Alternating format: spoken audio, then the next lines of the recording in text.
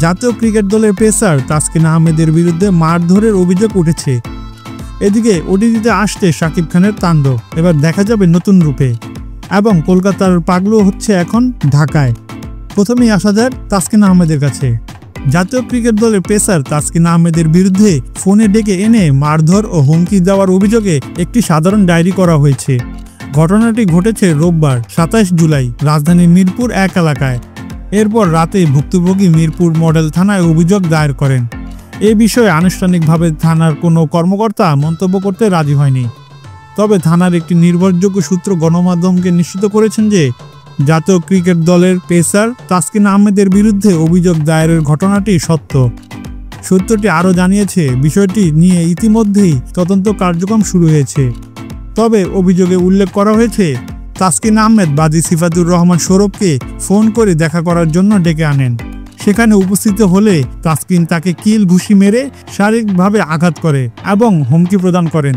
থানা সূত্রের মতে তাসকিন ও সৌরভের মধ্যে আগে বন্ধুত্বপূর্ণ সম্পর্ক ছিল। এখন আসি শাকিব খানের কাছে। ওটিটিতে আসছে শাকিব খানের তাণ্ডব এবার দেখা যাবে নতুন রূপে।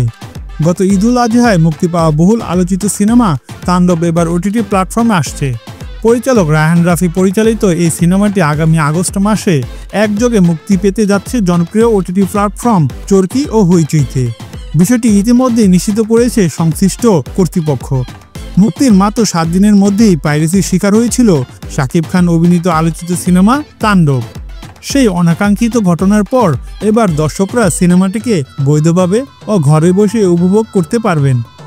পরিচালক রায়হান রাফি বলেন, যারা প্রেক্ষাগৃহে তাণ্ডব দেখতে পারেননি কিংবা আবার দেখতে চান তাদের জন্যই ওটিটিতে মুক্তি দিচ্ছি সিনেমাটি। বাংলা ভাষাভাষী দর্শক বিশ্বের যে কোনো প্রান্ত থেকে এবার অনায়াসে অনলাইনে উপভোগ করতে পারবেন তাণ্ডব। তাণ্ডব সিনেমার মাধ্যমে বড় পর্দায় অভিষেক ঘটে জনপ্রিয় অভিনেত্রী সাবিলা নূরের। এছাড়াও দীর্ঘদিন পর একই সিনেমায় একসঙ্গে দেখা গেছে 2 জনপ্রিয় তারকা শাকিব খান ও জয়া আহসানকে। এদিকে কলকাতার জনপ্রিয় জুটি দেব ও কোয়েল মল্লিকের অভিনীত একটি জনপ্রিয় সিনেমার নাম ছিল পাগলু। এবার বাংলাদেশে সেই একই নামে পাগলু শিরোনামে নির্মিত হলো একটি নাটক। নাটকটি চিত্রনাট্য লিখেছেন সেজান নূর এবং পরিচালনা করেছেন সালমান রহমান খান। এই নাটকের মাধ্যমে জনপ্রিয় অভিনেতা মোশাররফ করিম ও অভিনেত্রী সাফা কবির আবারও একসঙ্গে পর্দায় ফিরছেন। সম্প্রতি পুবাইলে নাটকটির শুটিং শেষ হয়েছে। এই নাটকটি সাধারণত যে গল্প নিয়ে সামনের দিকে এগোবে, পাগলুর চরিত্রে মোশাররফ করিম এবং মায়া চরিত্রে সাফা কবির অভিনয় করেন। বাবা দুনিয়া থেকে চলে যাওয়ার আগে যে অনেক সম্পত্তি রেখে গেছেন তা দিয়ে পাগলু গ্রামের অসহায় মানুষের জন্য শিক্ষা, চিকিৎসা ও সামাজিক কল্যাণমূলক কাজে অর্থ ব্যয় করে থাকেন। চাকরি না করলেও গ্রামের মানুষ তাকে একজন সমাজসেবক হিসেবে দেখে।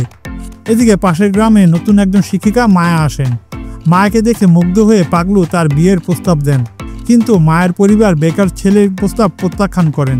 মায়া পাগলুকে প্রতিষ্ঠিত হওয়ার সুযোগ দেন। এরপর পাগলু গ্রামের জন্য কর্মসংস্থানের ব্যবস্থা করেন এবং অনেক তরুণকে প্রতিষ্ঠিত হতে সাহায্য করেন।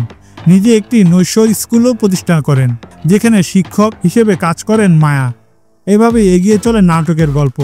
নাটক সম্পর্কে সাফা কবির বলেন, গল্পটি খুবই দারুণ। যদিও এটি কমেডি ঘরানার, তবু এর মধ্যে একটি গুরুত্বপূর্ণ সামাজিক বার্তা রয়েছে। মোশাররফ ভাইয়ের সঙ্গে এর আগেও কাজ করেছি। আশা করছি এই নাটকেও আমাদের রসায়ন দর্শকদের ভালো লাগবে। আজ এই পর্যন্তই।